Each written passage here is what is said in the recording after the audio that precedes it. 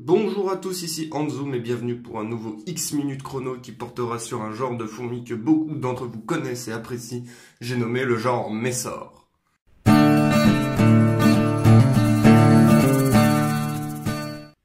Alors, avant de commencer, je tiens à vous prévenir que je vais parler seulement des Messors présentes en France, mais vous verrez qu'il y en a plus que vous ne le pensez.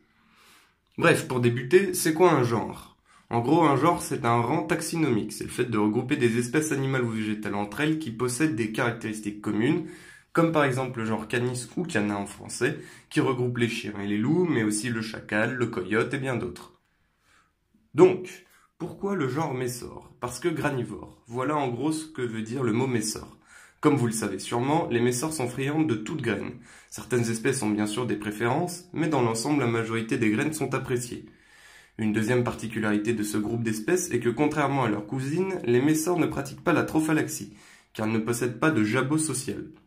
Vous savez, c'est cette espèce d'estomac commun que partagent beaucoup de fourmis pour pouvoir faire des trophallaxies et échanger donc de la nourriture. En plus, l'assimilation de liquides sucrés est certes possible, mais inutile, car elles ne possèdent pas d'estomac nécessaire pour les digérer. Après cette petite introduction, rentrons dans le vif du sujet. Je vais vous présenter ici les 6 espèces de Messors qui existent en France et qui sont pour la plupart méconnues du grand public, alors que tout aussi intéressantes les unes que les autres. Numéro 1. Tout d'abord, commençons par la cadette bien nommée, la Messor minor. Bon, géographiquement je triche un petit peu, car elle n'est présente qu'en Corse et sur les pourtours du bassin méditerranéen, mais si mes souvenirs sont bons, la Corse est bien un territoire français. C'est pas la taille qui compte, mais il s'agit d'une petite fourmi comparée à ses congénères. La taille des ouvrières varie de 3,5 à 8 mm environ, tandis que la gine peut atteindre le centimètre. L'élevage reste simple, on privilégie une température aux alentours de 27 degrés et une humidité assez faible aux alentours de 45%. Numéro 2. Ensuite arrivent les difformes Messor capitatus. Pourquoi difformes? Parce que chez cette espèce, c'est chez elle que l'on peut voir le polymorphisme le plus élevé. On peut se retrouver face à des majors de 12 mm ou alors apercevoir des petites ouvrières de 4 mm, pas plus. Les capitatus supportent un peu mieux les températures, ce qui fait que l'on peut les retrouver un peu partout, jusqu'en Bretagne.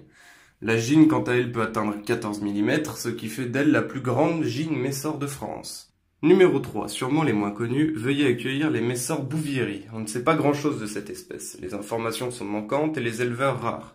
Une taille oscillant entre 3 et 8 mm, une gine atteignant difficilement les 12 mm font de Bouvieri la plus banale, si j'ose dire, des Messors de France.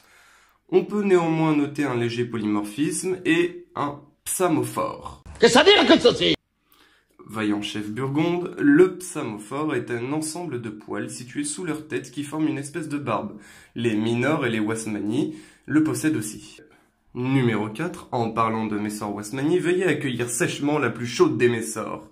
N'espérez pas en trouver en Bretagne, ces dames aiment la chaleur. 30 degrés et 20% d'humidité, s'il vous plaît. Corse, sud de la France, sud de l'Italie, Grèce, Sardaigne, Sicile, etc. sont les zones qui les accueillent. La taille des ouvrières est plutôt dans la moyenne, de 4 à 10 mm, et une gine atteignant 1,2 cm pour les plus grandes d'entre elles. Numéro 5, ma Messor préférée. Veuillez vous lever pour la Messor structor. Mon Dieu que j'aime cette espèce. Pourtant petite, et j'aime les grosses fourmis, sans vouloir faire de sous-entendu bien sûr, elles ont des tailles ne dépassant pas le centimètre chez les ouvrières, tandis que la gine gratte difficilement la barre aussi du centimètre. Cette espèce a la particularité par contre d'être polygyne. Bon, histoire qu'on soit bien clair, les Messors sont monogynes dans la nature. Oui, je sais, il existe des colonies de Messors polygynes autres que structors en élevage et tout va bien. Mais je veux dire, c'est un risque à prendre que de faire fonder 2 gynes ou plus alors que l'espèce est monogyne à l'état naturel. Le risque zéro n'existe pas et une des gynes peut à n'importe quel moment se faire attaquer par les ouvrières. Mais si ça marche pour vous, tant mieux. Bref, je vous ai assez fait poireauter comme ça. Je veux un tonnerre d'applaudissements pour la plus connue des Messors de France. J'appelle la plus répandue, la soi-disant espèce primordiale pour commencer l'élevage. J'ai nommé la numéro 6, la Messor barbaus. Mon Dieu, est-ce vraiment nécessaire de faire une présentation de ces Messors? Non? Bon, je vais quand même le faire parce que c'est ma vidéo, voilà.